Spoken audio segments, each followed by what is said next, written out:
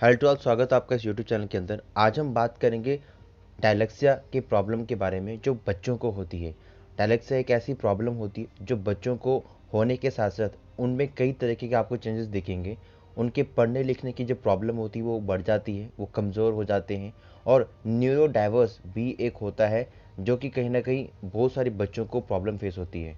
Britain में ये 7 में से एक बच्चों को होता है जिसकी अवेयरनेस उनके पूरी कंट्री के अंदर है। बाकी कंट्रीज़ में इसकी अवेयरनेस इतनी ज़्यादा नहीं है, लोग उसको पहचान नहीं पाते हैं, जिसकी वजह से लोगों को ये लगता है कि उनका बच्चा पढ़ नहीं रहा है। बट इंडिया में भी इसकी अवेयरनेस नहीं है, जिसकी वजह से बहुत सारे लोगों को इसके बारे में कोई अंदाज़ा नहीं है कि किस तरह की बीमारी होती है। एक मूवी आपने देखी होगी, तारे ज़मी पे है।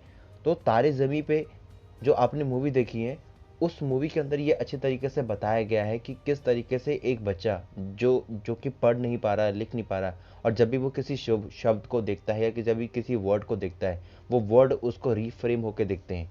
अगर आप एक एप्पल बताते हो तो उसको एप्पल की जगह कुछ और वर्ड दिखता है। एप्पल के सेंटेंस को वो डिफरेंट तरीके से कन्वर्ट कर देता है और एप्पल को ठीक तरीके से लिख नहीं पाता है। तो ऐसे बच्चे बहुत ही स्पेशल बच्चे होते हैं जिनके पास कुछ एक स्पेशल टैलेंट होता है, किसी पर्टिकुलर कैटेगरी या किसी पर्टिकुलर चीज़ के लिए वो बने होते हैं। तो इस तरीके से आप बीमारी को अगर पहचानते हैं, तो अगर आप पहले इसको पकड़ लें, तो कहीं ना कहीं बहुत सारे लोगों की प्रॉब्लम बहुत जल्दी सॉल्व हो सकती है। बट इसके साथ साथ बहुत सारे लोगों को एक और प्रॉब्लम होती है जिसे कहते हैं ऑटिज़म। ऑटिज़म में एक बच्चे की जो प्रॉब्लम होती है, उस प्रॉब्लम के अंदर उसको पढ़ने लिखने, मिलने जुलने में उसको और बातचीत करने में उसको बहुत प्रॉब्लम होती है। वो लोगों से जल्दी घुल मिल नहीं पाता है, लोगों से बात नहीं कर पाता है। और जब वो लिखने लगता है तो उसको पढ़ाई नहीं हो पाती, एक बुक को भी ठीक से वो पढ़ नहीं पाएगा या एक लाइन ऑफ सेंटेंस को भी अच्छी तरीके से पढ़ नहीं पाएगा। इसके साथ एक और प्रॉब्लम होती है, इसे कहते हैं ADHD। ADHD के अंदर बच्चों की समझने की क्षमता पूरी ख़त्म हो जाती है।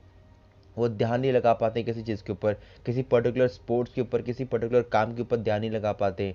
डायलेक्सिया भी एक प्रॉब्लम होती है जिसमें पढ़ने लिखने और बोलने में लोगों को प्रॉब्लम होती है। बहुत सारे एनजीओज इंडिया में बने हैं जो इस तरीके के डाटाज को कलेक्ट करते हैं, जहाँ पे अभी तक में 1,80,000 लोग मिल चुके हैं ऑलरेडी। ये वो हैं जिनकी काउंटिंग हो चुकी है और ऐसे बहुत सारे होंगे जिनकी कोई काउंटिंग नहीं हो चुकी है। सो उसके हिसाब से अगर आप एक्सपीरियंस लेना चाहते हैं कि कितना चैलेंजेस फेस करते हैं एक बच्चे, तो तारे ज़मीं पर एक मूवी है, उस मूवी को आप देख सकते हैं और इस तरीके के बच्चों की जो स्ट्रगल होती है वो आप फेस कर सकते हैं कि किस तरीके से उनके प्रॉब्लम उनकी लाइफ में उनको आते हैं। लोग और बच्चे किस तरीके से उनको ट्रीट करते हैं, टीचर किस तरीके से ट्रीट करते हैं, प्रिंसिपल किस तरीके से ट्रीट करते हैं, और उनके पेरेंट्स खुद जब उनकी बातों को नहीं समझ पाते हैं या अपने बच्चे की प्रॉब्लम को नहीं समझ पाते हैं, तो वो किस तरीके से ट्रीट करते हैं। सो इस तरीके के बच्चों में पढ़ने लिखने में प्रॉब्लम होती है। कुछ बच्चे ऐसे होते हैं जिनको कलर समझ में आ जाता है, कुछ बच्चे ऐसे होते हैं जिनको स्पोर्ट्स को समझ में आ जाता है, तो ये पर्टिकुलर किसी स्पोर्ट्स के लिए बन जाते हैं या पर्टिकुलर किसी पेंटिंग के लिए बन जाते हैं। वहाँ पे ये अपना अच्छा परफॉर्मेंस दे पाते हैं। बट ऐसा नहीं है कि हर एक पर्सन का एक अलग जॉनर, जो रेंज ऑफ जॉनर होगा, और वो उस चीज़ के लिए ही कहीं ना कहीं बना होगा। इंडिया में भी आपको कई तरीके के ऐसे बच्चे आपको आम बच्चों के साथ ही आपको देखेंगे पढ़ाई करते हुए, बट इनकी जो ग्रैपिंग पावर होती है, बट जो इनके अंदर जो डिफरेंस होता है वो इसी तरीके से विजिबल रहता है। बस उनका जो थोड़ा सा ध्यान लगाने का तरीका है और चीज़ों को ग्रैप करने का तरीका है वो थोड़ा सा वीक रहता है, जिसकी वजह से ये थोड़ा लेट समझते हैं। पेरेंट को कई बार ऐसा लगता है कि उनके बच्चे ठीक तरीके से पढ़ाई नहीं कर रहे, इसलिए उनकी ट्यूशन पे ट्यूशन लगा देते हैं और बच्चा वहाँ पर भी अच्छे तरीके से पढ़ नहीं पाता है। तो इस तरीके के लोगों के लिए एक अलग से टीचर डिज़ाइन होता है जो उनको गाइड करता है। डायलेक्सिस को ठीक नहीं किया जा सकता क्योंकि ये एक ऐसी जेनेटिक प्रॉब्लम है जो जनरेशन बाय जनरेशन लोगों के अंदर आती रहती है। तो स्टडीज़ में भी ये बताया गया है कि अगर आपकी फैमिलीज़ में ये प्रॉब्लम रहती है या अगर फैमिली में किसी को हो चुकी है, तो ये आने वाले टाइम के अंदर कैरी फॉरवर्ड होता रहेगा। सो आप इसको कंट्रोल ज़रूर कर सकते हैं, बट आप इसको ख़त्म बिल्कुल भी नहीं कर सकते।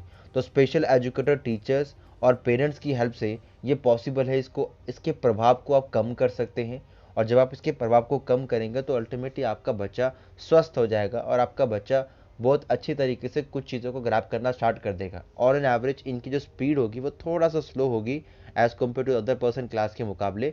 बट यहाँ पे आपको ये सेटिस्फेक्शन होगी कि आपका बच्चा धीरे धीरे उस प्रोग्रेस पे है जहाँ पे अपने आप को इम्प्रूव कर पाएगा।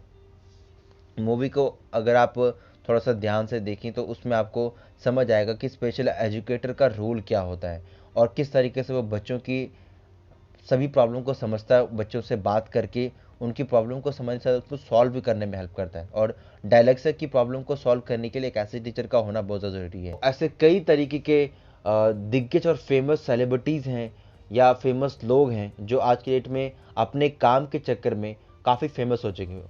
उनको भी डायलेक्सिया की प्रॉब्लम थी, बट उन्होंने अपनी उस डायलेक्सिया की प्रॉब्लम को अपनी ताकत बनाई, और ताकत बनाने के बाद आज वही लोग बहुत ही ज़्यादा फेमस हैं। डायलेक्सिया की प्रॉब्लम के होने के साथ भी उन्होंने कहीं ना कहीं अपने आप को इम्प्रूव करा और किसी एक पर्टिकुलर फील्ड के अंदर अपना नाम कमाया। भारत में इस तरह की बहुत सारी ऑर्गेनाइजेशन रन कर रही हैं, और भारत में इस बीमारी को स्पेसिफिक लर्निंग डिसेबिलिटी के अंडर रिकॉर्ड किया जाता है। सो रेदर देन हम अपने बच्चों को डिसेबिलिटी के अंदर कंसिडर करें, इससे अच्छा आप उनको एक स्पेशल किड मान सकते हैं जो किसी स्पेशल वर्क को करने के लिए बने हैं, और उसको आपको आइडेंटिफाई करना पड़ेगा कि उसके अंदर ऐसा क्या है जो वो बहुत अच्छी तरीके से समझ पा रहा है, और अगर आप उसी के ऊपर फोकस करेंगे तो बहुत अच्छी तरीके से परफॉर्म करके अपने स्किल्स को और अच्छी तरीके से इंप्रूव कर पाएगा।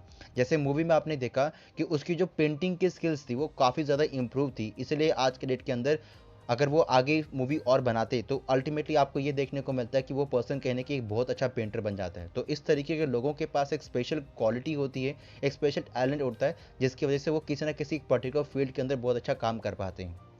अब सबसे पहले अगर आपको पास ये प्रॉब्लम आपको आइडेंटिफाई हो जाती है अपने बच्चों की, तो अल्टीमेटली करना क्या है, आपको डॉक्टर के पास जाके फर्स्ट आपको कंसल्टेशन लेनी है, उनसे सजेशन लेना है कि किस तरीके से आप इसको सॉल्व कर सकते हैं, और एक एजुकेटर आपको हायर करना है जो आपके बच्चों को बहुत अच्छी तरीके से गाइड कर सके, जो इस फील्ड के अंदर स्पेशलिस्ट हो। उसके बाद जब आप वो आपको उनसे बात करेंगे, वो आपके बच्चे को गाइड करेगा ताकि उसकी प्रॉब्लम को आइडेंटिफाई करने के बाद उसका टैलेंट निखारेगा, और टैलेंट निखरने के बाद ही जाके आप आगे फर्दर कुछ ना कुछ आप कर सकेंगे।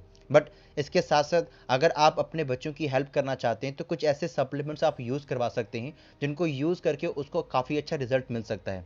उसमें से पहला प्रोडक्ट आता है रॉयल जेली। रॉयल जेली की टैबलेट अगर आप कंज्यूम करते हैं तो एक टैबलेट आपको लेनी होती है आफ्टर डिनर, तो डिनर के बाद आप इसको ले सकते हैं। बी पॉलिन को आप खाना खाने के बाद ले सकते हैं, जिसके थ्रू आप एक टैबलेट लेंगे तो वो सफिशिएंट रहेगा आपके बच्चे के लिए।